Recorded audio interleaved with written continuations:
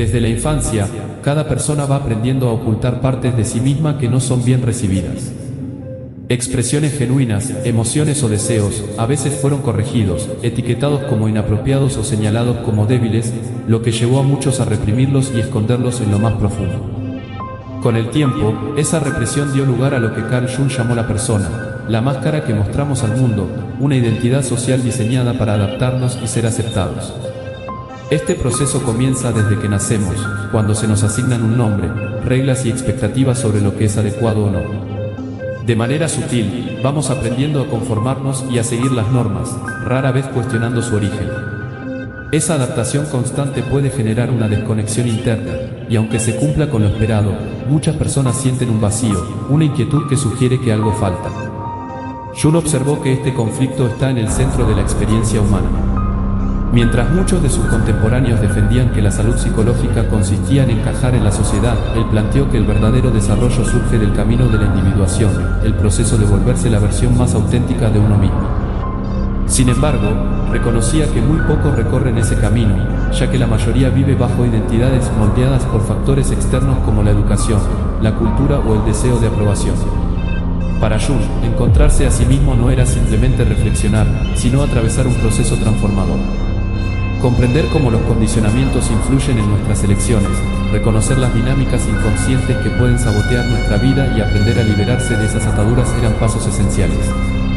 En este recorrido, surgen preguntas fundamentales: ¿cuánto de lo que creemos ser es auténtico y cuánto es una construcción creada para evitar el rechazo? ¿Hasta qué punto actuamos siguiendo un guión escrito por otros?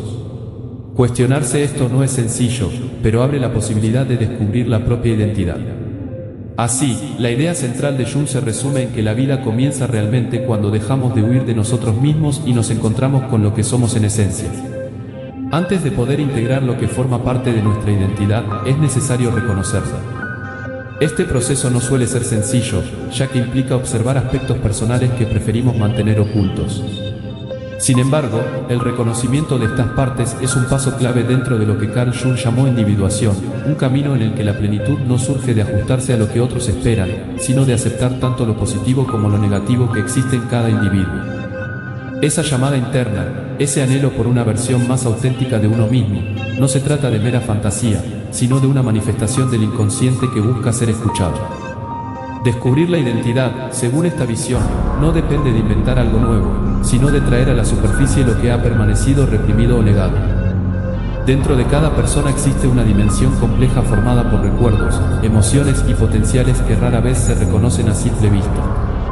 Lo interesante es que la identidad con la que solemos identificarnos, nombre, profesión, experiencias pasadas, es apenas una representación superficial. Creer que eso define por completo quiénes somos limita la comprensión de nuestra verdadera esencia. El inicio del viaje ocurre cuando se logra mirar más allá de estas capas y se accede a un nivel mayor de autenticidad y libertad. En este punto, Jung sostenía que la sombra ocupa un papel central. Esta no desaparece porque se ignore, al contrario, cuanto más se reprime, más influyen pensamientos, emociones y conductas. Sus manifestaciones suelen aparecer proyectadas en los demás, lo que incomoda de otra persona con frecuencia refleja aspectos propios no aceptados. En la sombra se encuentran miedos, deseos reprimidos e inseguridades, pero también talentos y recursos personales que se ocultaron por temor al rechazo. Integrar la sombra no significa eliminarla, sino reconocer que forma parte de la totalidad del individuo. Por otro lado, la persona, esa máscara social con la que se interactúa en diferentes entornos, puede facilitar la adaptación. Sin embargo, cuando se confunde con la identidad real, puede generar distancia con lo auténtico. La clave está en reconocer que bajo la imagen proyectada existe un nivel más profundo y verdadero. Así, el recorrido hacia el autoconocimiento comienza con la observación de lo que se oculta, continúa con la integración de esas partes internas y culmina en el acceso a una identidad más plena y coherente. Muchas personas siguen caminos definidos por otros y terminan sin conocerse realmente. Cuando alguien se atreve a cuestionar sus creencias, a observar sus reacciones y a explorar las razones detrás de ellas, comienza un proceso de transformación. La conciencia se convierte en el primer paso. Dejar de huir de la incomodidad y mirarla con curiosidad abre la posibilidad de reconectar con lo más auténtico de uno mismo.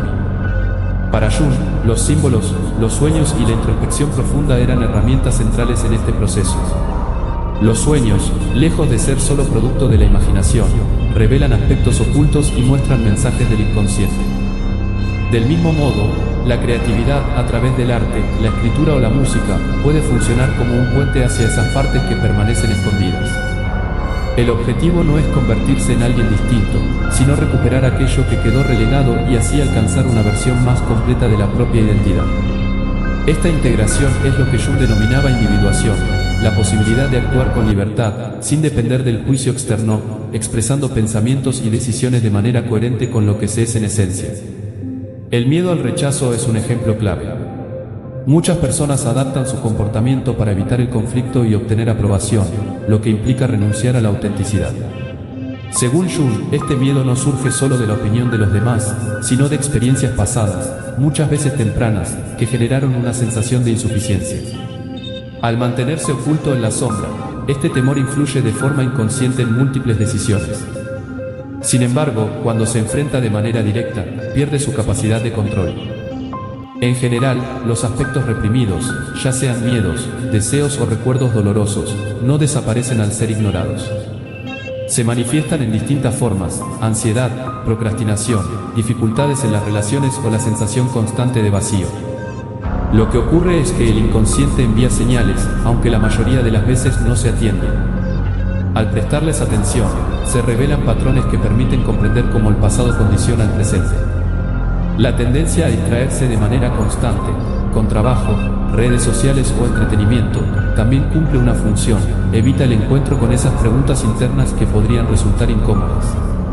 Sin embargo, este escape solo posterga lo inevitable, ya que aquello que no se enfrenta permanece influyendo desde el fondo. Así, el camino de integración comienza con el silencio y la observación, sigue con la identificación de patrones y heridas, avanza hacia el reconocimiento de la sombra y culmina en la posibilidad de vivir de manera más auténtica y consciente. Cuando una persona reconoce que incluso en la autocrítica puede haber aprendizajes, como la capacidad de introspección, la apertura para comprender distintas perspectivas o la humildad, comienza a transformar la relación con su sombra. Jung sostenía que la verdadera integración no surge de reprimir lo que incomoda, sino de comprenderlo y aprender de ello.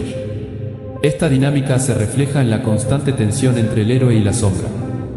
El héroe representa la búsqueda de propósito y crecimiento, mientras que la sombra simboliza los miedos, debilidades y aspectos ocultos de la personalidad.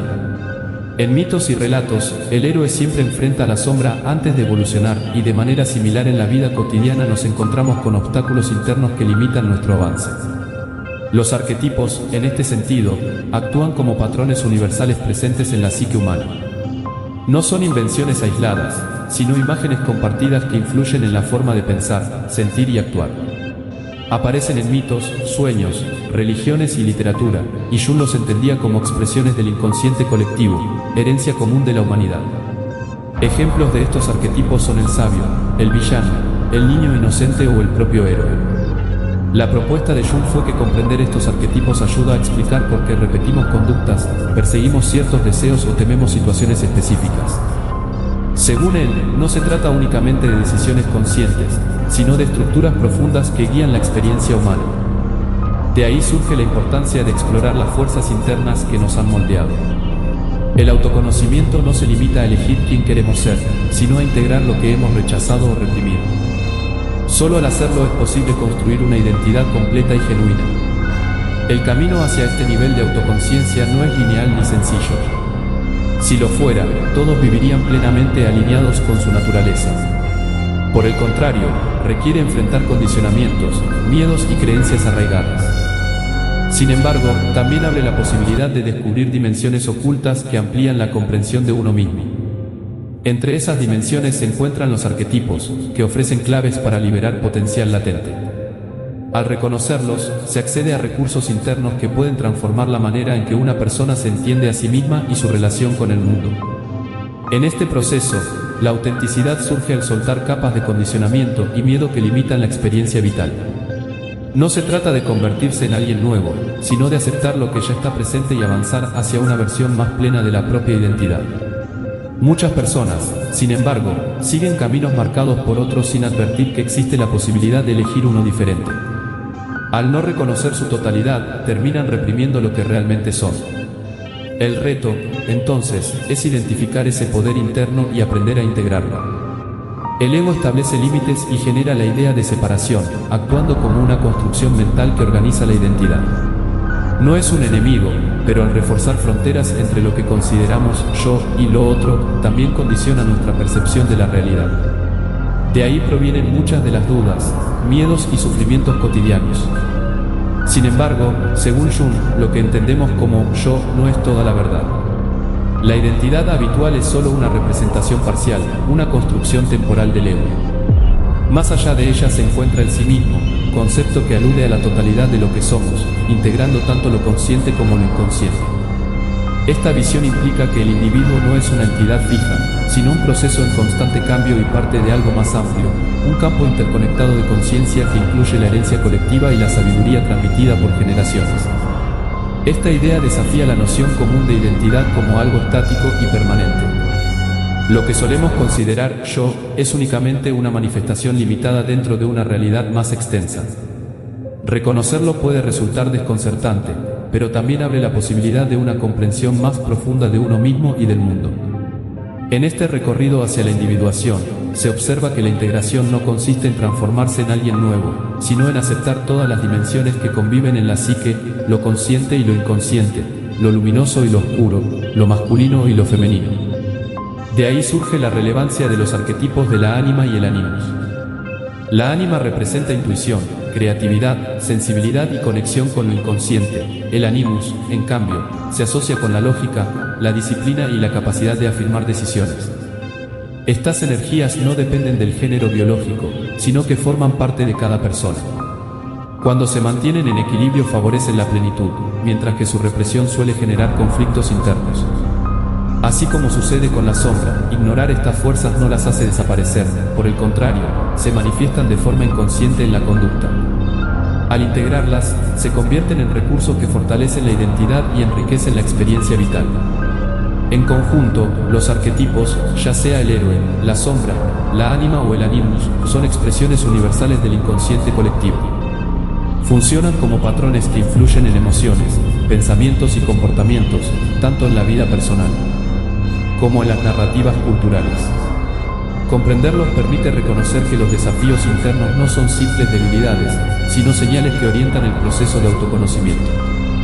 De este modo, el viaje hacia la autenticidad comienza con la observación de las propias luchas, continúa con la integración de energías y arquetipos, y culmina en una comprensión más amplia de lo que significa ser uno mismo.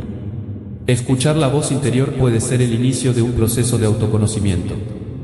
Reconocer que aspectos de la sombra se han evitado o que máscaras se han sostenido permite dar los primeros pasos hacia una mayor claridad personal.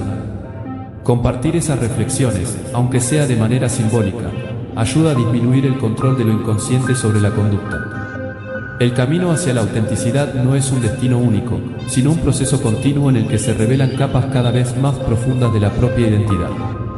Nunca ha existido una pérdida real de sí mismo, aquello que se buscaba siempre ha estado presente, esperando ser reconocido. La decisión consiste en permanecer limitado por viejos patrones o abrirse a la posibilidad de integrar una versión más amplia del propio ser. Para Jung, este recorrido se sustenta en varias prácticas.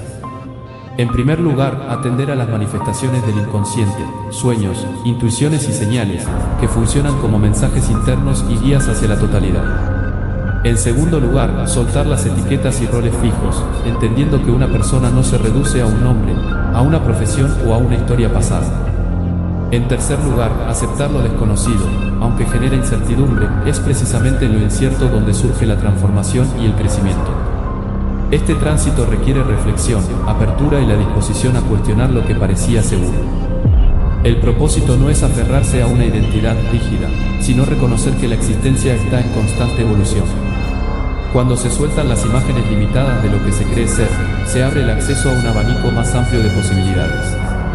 El ego, en este contexto, cumple una función, mantiene coherencia en la experiencia cotidiana. Sin embargo, también representa el mayor obstáculo para el autoconocimiento, ya que refuerza la ilusión de un yo fijo y separado. Superar esta ilusión implica reconocer que la identidad es dinámica y que el verdadero potencial surge de esa fluidez.